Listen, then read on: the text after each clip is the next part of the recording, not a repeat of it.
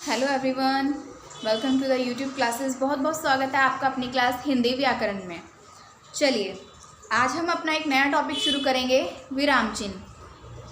Same topic आपका English में भी स्टार्ट होने वाला है, तो दोनों को साथ साथ पढ़ते रहिए, बहुत अच्छे से समझ में आएगा। विराम चिन्ह मीन्स पंक्चुएशन।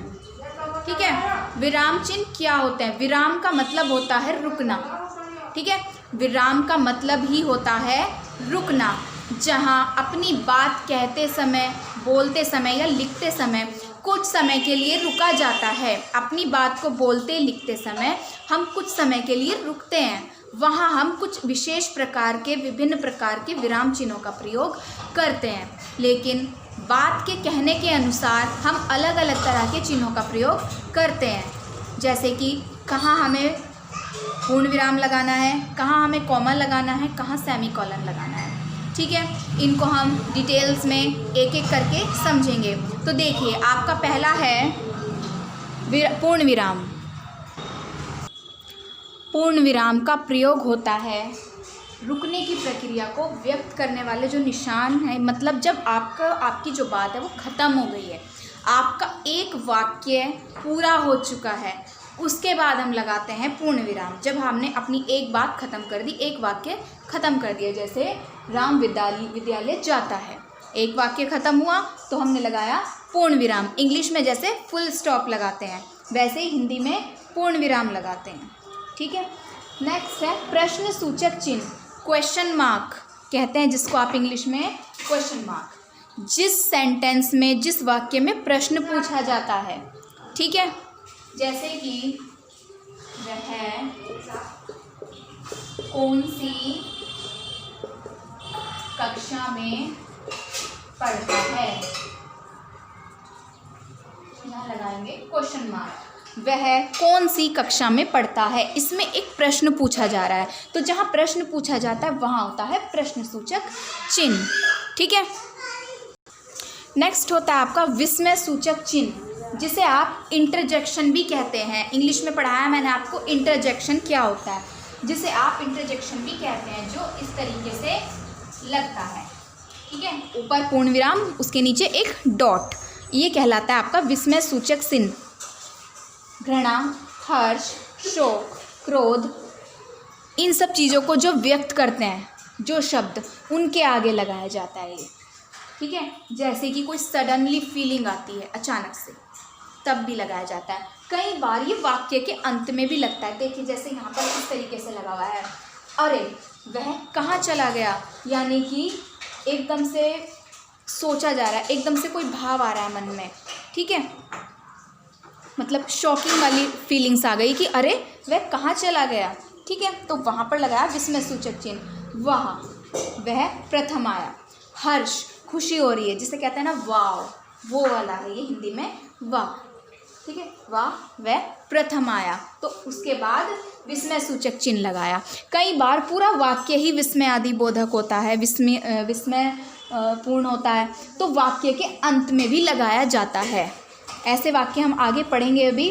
ठीक है, तो विस्मय सूचक चिन्ह क्या होता है? जहाँ पर घृणा, हर्ष, क्रोध, शोक आदि दर्शाया गया हो, वहाँ पर इस चिन्ह का प्रयोग किया जाता है।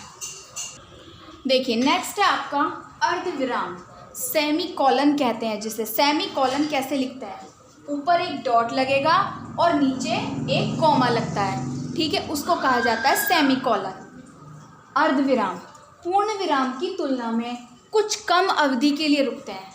ठीक है, जैसे पूर्ण विराम में तो हमारी कोई बात खत्म हो गई, हम तब पूर्ण विराम लगाते हैं। उसके बाद कुछ कम अवधि के लिए जब हम रुकते हैं बीच में अपनी बात को कहते हुए, जैसे कि एग्जाम्पल में दिया है, हम घर पहुँचे, मुंह धोया, कपड़े बदले।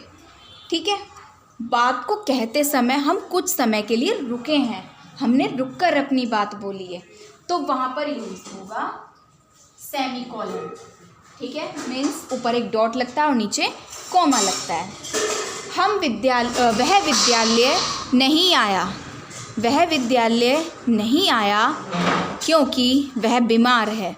ठीक है, इस वाक्य में भी हम बोलते समय कुछ रुके, तो जहाँ पर पूर्ण विराम की तुलना में कुछ कम अवधि के लिए रुकना होता है। ठीक है, अर्धविराम समझ में आया? जहाँ पर हम कुछ समय के लिए, कम अवधि के लिए रुकते हैं। नेक्स्ट है आपका अल्प विराम, मीन्स जिसे आप कॉमा कहते हैं। ठीक है, कॉमा तो आपने ज़्यादातर आप यूज़ करते हैं, इंग्लिश में भी आपने देखा होगा। अर्धविराम से कुछ कम अवधि के लिए रुकना, जहाँ पर अर्धविराम से कुछ कम अवधि के लिए रुकना होता है। जैसे मैंने अभी सेमीकोलन बताया आपको अर्धविराम, तो उसमें कुछ अवधि के लिए रुका जाता है, लेकिन उससे भी कम अवधि के लिए जब हम कहीं पर रुकते हैं बोलते समय, तो हम कॉमा यानी कि अल्प विराम का यूज़ करते हैं। जैसे कि उसका यूज़ मैं 3 तरीके से आपको बता रही हूँ यहाँ पर। देखिए, पहला है जैसे कि गांधी जी ने कहा, अंग्रेज़ों भारत छोड़ो। इन्वर्टेड कोमा से पहले हमेशा कोमा ज़रूर लगता है। गांधी जी सेड अगर इंग्लिश में होता तब भी यहाँ कोमा लगता। गांधी जी ने कहा हिंदी में है तब भी यहाँ कोमा लगेगा। उसके बाद उनकी कही हुई बात इन्वर्टेड कोमा में आएगी। अभी आपने इंग्लिश वाली वीडियो में यही सुना होगा, देखा होगा, जो मैंने आपको अभी पढ़ाया है इंग्लिश में, तो यही चीज़ मैंने उसमें इन्वर्टेड कोमा वाली क्लियर की है। ठीक है, तो जैसे गांधी जी ने कहा, हम कुछ रुके, कोमा लगाया, उसके बाद उनकी कही हुई बात हमने लिखी। नेक्स्ट इज उसने आने को कहा था, उसकी प्रतीक्षा करो। कुछ समय के लिए रुके हम, एक बात यहाँ पर ख़त्म हुई, जहाँ हम रुके हम वहाँ रुकते हैं जहाँ हमारी एक बात ख़त्म होती है। थर्ड यूज़ है इसका, जैसे कि अमन बाज़ार से दूध, दही, आइसक्रीम लाया। जब हम कई सारे नाम एक साथ लिखते हैं, 2 से ज़्यादा नाम हम एक साथ लिखते हैं, तो हम कॉमा लगाकर लिखते हैं। अमित, सुरेश, रवि पढ़ रहे हैं। अगर होता अमित और सुरेश तो हम लिख सकते थे अमित और सुरेश पढ़ रहे हैं, लेकिन बात है 2 से ज़्यादा की, अमित, सुरेश, रवि पढ़ रहे हैं। तो जब हम कई सारे नाम एक साथ लिखते हैं, वहाँ पर हम अल्प विराम का यूज़ करते हैं। ठीक है, तो अभी आपने जितने भी विराम चिन्ह समझे, उससे आगे के हम पढ़ेंगे नेक्स्ट वीडियो में। इस वीडियो में आपके लिए सिर्फ इतना ही था। वीडियो आपको कैसी लगी कमेंट सेक्शन में कमेंट करके ज़रूर बताइएगा। इसके आगे के विराम चिन्ह हम नेक्स्ट वीडियो में पढ़ेंगे। ठीक है, thank you so much, have a nice day.